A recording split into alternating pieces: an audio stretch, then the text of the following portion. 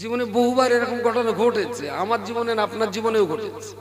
হয়তো আপনি ভাবেননি আর আমি ভেবেছি, পার্থক্য এইটা ঘটে সবার জীবনে। শীতকাল, যে যার মতন বাড়িতে পড়াশোনা, হঠাৎ দিকে ওদের এই লাঠি লাঠি লাঠি, তাড়াতাড়ি সব গেল, কি ব্যাপার, ঘরে সাপ বেরিয়ে গেছে। হতে পারে একটু আগে যাচ্ছে, কি সাপ দেখবো, চাচিরা আবার ধাক্কা মেরে ফেলে দিলে, হাই গুঁড়ো গাড়ার ভেতরে কি। আমরা তখন গুঁড়ো গাড়া, ওটা ঘরের দরজা একটুখানি ফাঁকা করে একটা টর্চ লাইট মেরে, তখন তো সব এ কলার থর থর তখন ছিল না, টেমি হারিকেন এইসব কেস। তা ঘরের দরজা একটু ফাঁক করে আস্তে করে টর্চ লাইট মেরে দেখা যাচ্ছে, হ্যাঁ সাপটা দেখা যাচ্ছে, কিন্তু মাথা কোন দিকে ল্যাস কোন দিকে দেখা যাচ্ছে। তখনকার দিনে আবার কিছু কিছু বাড়ি বল্লভ থাকতো, ওই সাপটা মারার জন্যই থাকতো আর কি। একজন মাত্র মারিস না মারিস না, সাপ দেখলি মারতে হবে, দেখ আগে ঢাঁড়ার সাপ না কেউটে সাপ, ঢোঁড়া সাপ না কোবরো সাপ, যদি ঢাঁড়াস টাড়াস মারিস, ও যখন আমাদের ক্ষতি করে না তো মারবি কেন। আচ্ছা ঠিক আমি যতদূর বললাম এই সাপের ঘটনাটা, আপনার জীবনে এরকম হয়নি একবার? হ্যাঁ, চাঁদে বাস করেন নাকি? চাঁদে কোনো সাপ টাপ নেই, ও নোনা জায়গায়। তা যেদিক নোনা না সেদিকে শালা টালাও নেই, খালি তো দেখা যাওয়ার তো কথা এরকম। একটা সাপ বেরোলেও মানুষ মারার আগে দুবার ভাবে, ঢোড়া না ডাঁড়াস, কেউটে না গোপরো, কালাস না কি, যদি বিষাক্ত হয় তাহলে মা, যদি বিষাক্ত না তাহলে বেকার মারিস। ওয়াল্লাযী নাফসি বিয়াদিহি, যে আল্লাহর হাতে আমার জান, সে আল্লাহর শপথ, বাঙালি একটা সাপ দেখলেও মারার আগে দুবার ভাবে যেটা বিষ আছে না বিষ নেই। কিন্তু ইসলাম আর কোরআনকে নিয়ে বাঙালি এতটুকু ভাবনাও ভাবে না। একটু খোল না, দেখ না কি আছে, খোল না কোরআনটা, বের কর না মোবাইলটা, লেখ না এই আয়াতটা, দেখি কোরআনের আয়াতটা কি মানে আছে। এ শালাকা কোনো টেনশনই নেই, শুধু চার দোকানে বসবে খুব ইমেজ করে,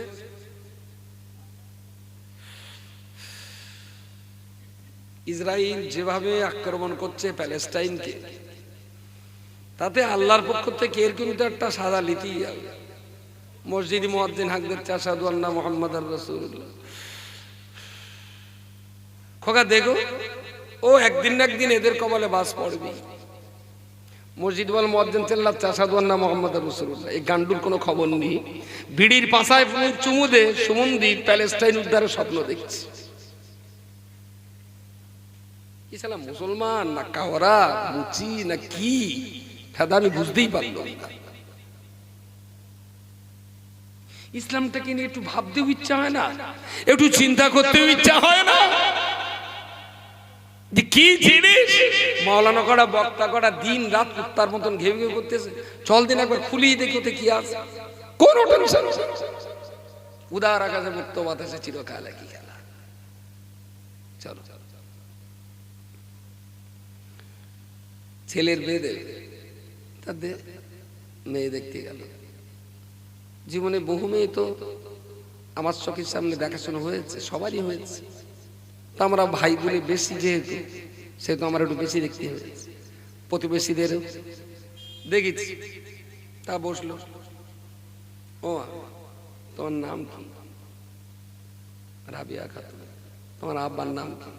গোলাম হোসেন। তোমার দাদার নাম কি? নিমাই সাহেব। তোমার দাদির নাম কি? কদমান বিবি। তোমার মামুর বাড়ি কয়? লেবু খালি। তোমার মা খালারা কয় ভাই? 12 ভাই। স্কুলে পড়াশোনা করো? হ্যাঁ। কোন ক্লাস পর্যন্ত? 7-এ পড়ছে এখন। ও রান্না বান্না করতে জানো? তাহলে মাঝে মাঝে মা বলে একটু করি, একটু দাঁড়াও দিন, একটুখানি কাপড়টা গাঁটির উপরে তোলো দিন, তুললো, একটুখানি বারান্ডার এমাতা তোমাতা হাঁটো দিন, শীত টানা শিখে আবার দেখবে বাড়িকে নাঙল চসবে তো এমাতা মাতা আবার হেঁটকে নেবে, একটু বসলো, একটু নাম ঠিকানা লেখো দিন, মা লিখলো, একটু ইংরেজিতে পারবো আমার, লেখো, লিখলো। তা ও তুমি কষে পড়তে পারো? দেখ পড়ো, ইয়াসিন আল কোরআনিল হাকিম ইন্নাকা লামিনাল মুরসালিন। বাহ, দারুণ সুন্দর তো, খুব সুন্দর, বাহ দারুণ সুন্দর। মেয়েরা যদি ঘুরিয়ে বলে চাচা আমি যেখানে শেষ করি তোর পরে তো একটু তুমি পড়ো, তাহলে বল চাচার আন্ডার প্যানে নোনা প্যান উঠলে উঠলো, নোনা পানি। কত বড় গান্ডু, নিজের জীবনে কোরআন পড়িনি, সে আর এক মেয়ের কোরআন পড়ার ইন্টারভিউ নিতে যাচ্ছে।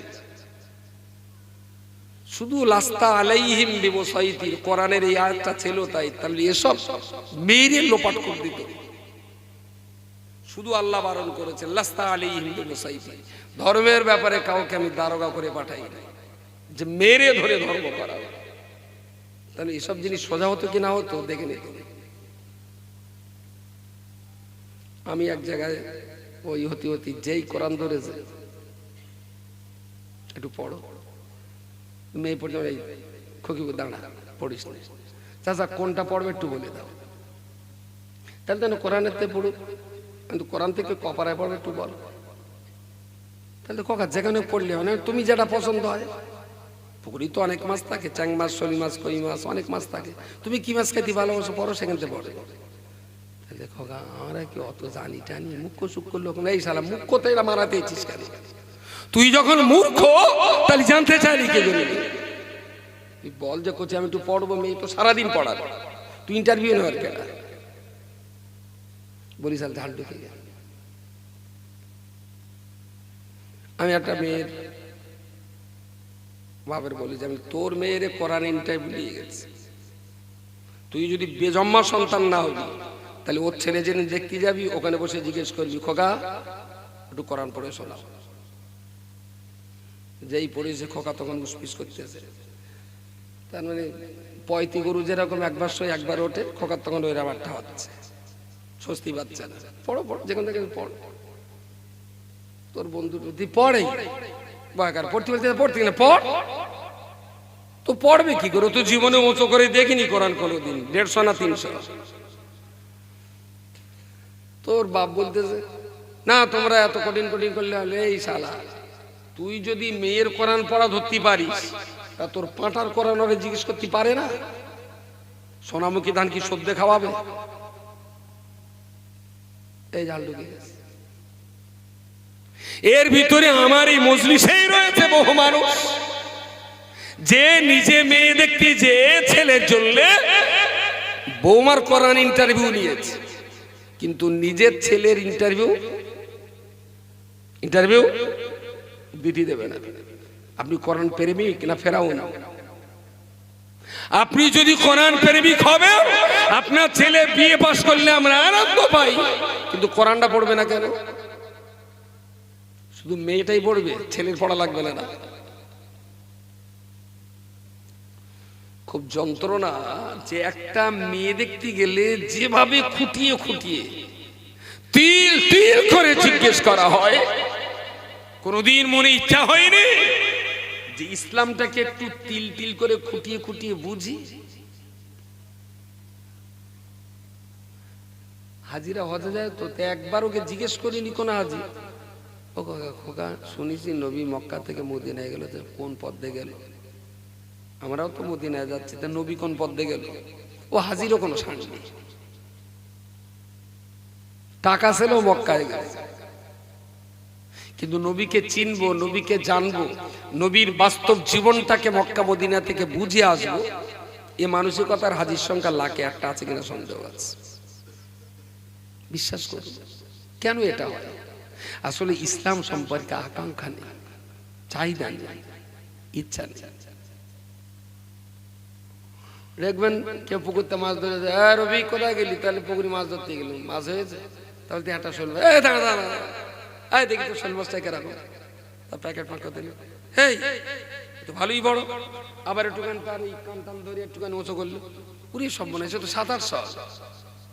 ও খাবে না, ওর মাছ না, ও বেচবে না, ওর কোনো লাভ নেই, তারপরেও লোকে ধরে নিয়ে গেলে কিন্তু এতটা আগ্রহ হয়। কিন্তু এখান থেকে নেমে যাওয়ার পর কোনো শালা জিজ্ঞেস করি না, ওই যে আয়াতটা পড়তিলে আয়াতটা কপারায় কোথায় আছে একটু বলবেন, আমি একটু খুঁজে দেখতাম পড়তে পারি কি, বুঝতে পারেন? পরের মাছ দেখে এরা ওজন জিজ্ঞেস করে, লম্বা জিজ্ঞেস করে, মাছটা আমার পয়তি কিনা সেটাও জিজ্ঞেস করে। কিন্তু কোরআনের আয়াত নিয়ে, হাদিস নিয়ে শ্রোতার কোনো উইচই নেই। ও যতকে আয় ততকে ভাই, ও হুজুর বলেছে শুনে নিছে, আর কি মারাবো, ওই হয়ে গেছে। এতে কোনোদিন লাইফ স্টাইল চেঞ্জ হয় না। লাইফ স্টাইল চেঞ্জ করতে গেলে চাহিদা থাকা চাই, আকর্ষণ থাকা চাই, ভিতরে উদ্বেগ থাকা চাই, ভিতরে আবেগ থাকা চাই।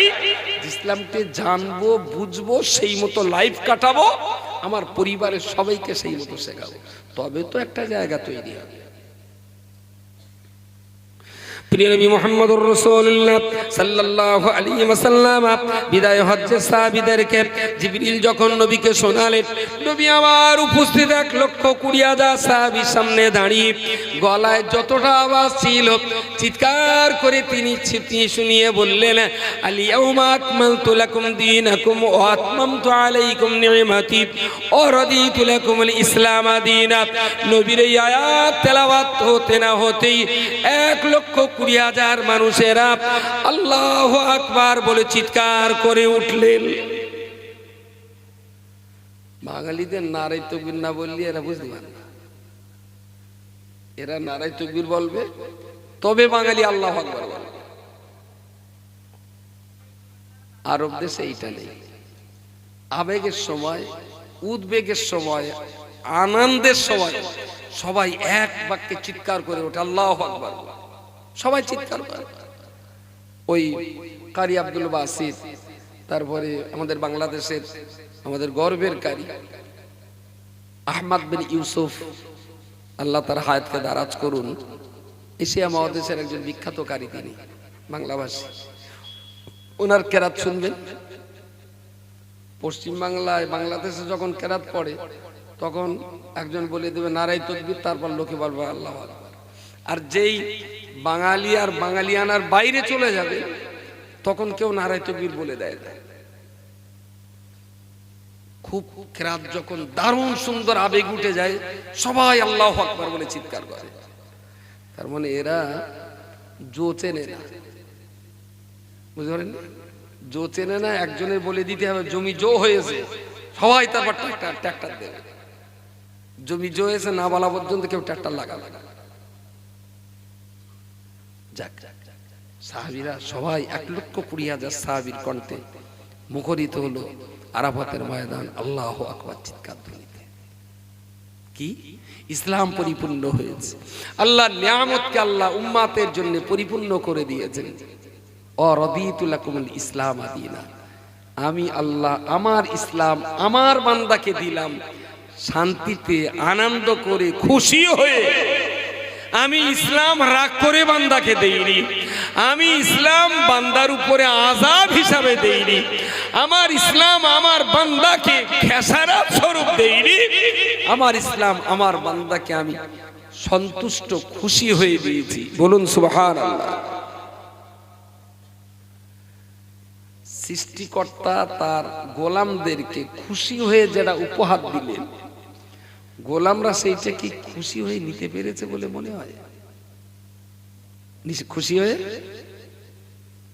আজও কিন্তু কিছু মানুষ নামাজ পড়ছেন, কিছু মানুষ দাড়ি রেখেছেন, কিছু মানুষ সত্য কথা বলেন, কিছু মানুষ ভালো হালাল সৎ ব্যবসা করেন, সব ঠিক আছে। কিন্তু এমন অনেক মানুষ আছেন সুদ খাওয়া হারাম বললে বহু মুসলমান এখনো কি রাগ করে। তার মানে ইসলামটা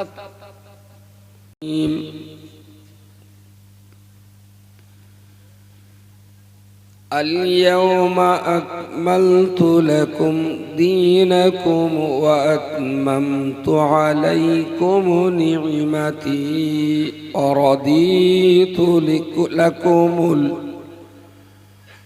ورضيت لكم الإسلام دينا.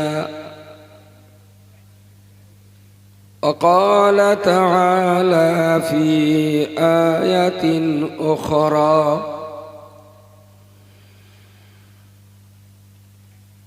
إن الدين عند الله الإسلام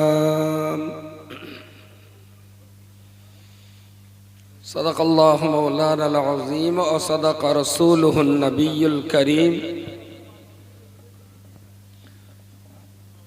ونحن على ذلك من الشاهدين والشاكرين والحمد لله رب العالمين সম্মানিত আজকের সভার সভাপতি মসজিদের স্বনামধন্য ইমাম সাহেব হুজুর, আহত অনাহত ওলামায়ে কেরাম, এই মহল্লা ও আশপাশ এলাকার ধর্মপ্রাণ সম্মানিত শ্রোতা মণ্ডলী, দূর দারাজে অবস্থিতা ধার্মিকা মমতাময়ী মা ও বোনেরা, প্রতি বৎসরের মতো এবৎসরেও নির্ধারিত তারিখে এই জলসা অনুষ্ঠিত হচ্ছে। মাগরিব থেকে এ পর্যন্ত বেশ কিছু মূল্যবান কথাবার্তা আমরা শুনেছি। আমি সংক্ষিপ্তভাবে কিছু কথা উপস্থাপন করার চেষ্টা করছি। যাদের দুটো কথা শোনার ইচ্ছা আছে আমি তাদেরকে মজলিসে আসার জন্য অনুরোধ করছি।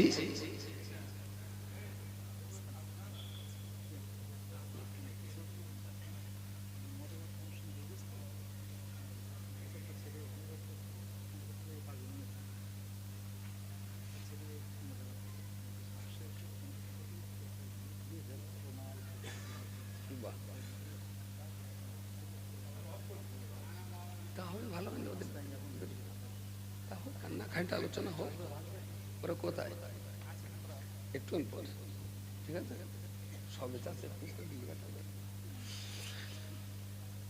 তো যাদের দিনের দুটো কথা শোনার ইচ্ছা আছে আমি তাদেরকে মজলিসে ডাকছি। আর যাদের মালনা সালোয়ার সাথে জিয়ারতের ইচ্ছা আছে তারা অপেক্ষা করুন, আমি সময় মতো আপনাদের ডেকে নেব। মান্না সালা বোঝেন? মান্না সালা বুঝলেন? ওকে। ইতিপূর্বে কি আলোচনা হয়েছে আমি জানি না। আমি কোরআন শরীফের একটা ছোট্ট আয়াত পড়েছি শুরুতে, আল ইয়াউমা আকমালতু লাকুম দীনাকুম ওয়া আতমামতু আলাইকুম নি'মাতি ওয়া রাদিতু লাকুমুল ইসলাম দীনা। আল্লাহ পাক কোরআনে এই আয়াতটা আমাদেরকে জানিয়েছেন প্রিয় রাসূলের হুজ্জাতুল বিদআ, যেটাকে আমরা বিদায়ী হজ বলি। শুরু হজ বলেন আর বিদায়ী হজ বলেন, রাসূলুল্লাহ জীবনে একবারই হজ করেছেন। দুবার হজ করা তার জীবনে সুযোগ আসেনি। ইসলাম আসার আগেও কাবা শরীফের হজ প্রচলন ছিল। জাহিলিয়াত যুগে যেদিন মানুষ আল্লাহকে মানত না, সেই অজ্ঞতার যুগেও অনিসলামী যুগেও মানুষ কিন্তু কাবা শরীফের জিয়ারতে হজ করতে আসতেন। এটা বহুকালের প্রাচীন একটা প্রথা।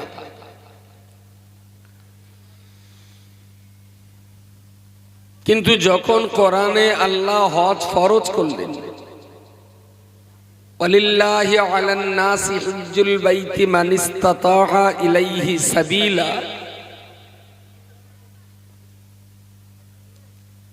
এই আয়াতে আল্লাহ উম্মতদের জন্য সচ্ছল উম্মতদের উপরে হজ করাকে ফরজ করে দিয়েছেন। এই আয়াত নাজিল হয়েছে যে বৎসরে রাসূলুল্লাহ তারপরেই হজ করবার জন্য নিয়ত করলেন। সাহাবীদের ভিতরে একটা খুশির ঢল নেমে এলো। নারী পুরুষ মধ্যবয়স্ক অল্প বয়স্ক বৃদ্ধ প্রৌঢ়া সবাই একযোগে এক বাক্যে রাসূলুল্লাহর সাথে হজ করতে তৈরি হলেন। প্রিয় রাসূল যথারীতি মদিনা থেকে আসলেন, আর মক্কার মানুষ তারা মক্কা থেকেই তৈরি হলেন। আরাফাতের মাটিতে কম বেশি 1,20,000 মানুষ প্রিয় রাসূলের সঙ্গে সে বছর হজ করেছিলেন। সুবহানাল্লাহ বলেন।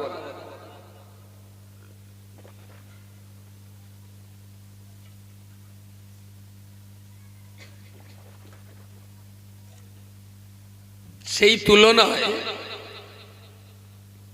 আজকের দিনের হাজীদের সংখ্যা অনেক বেশি।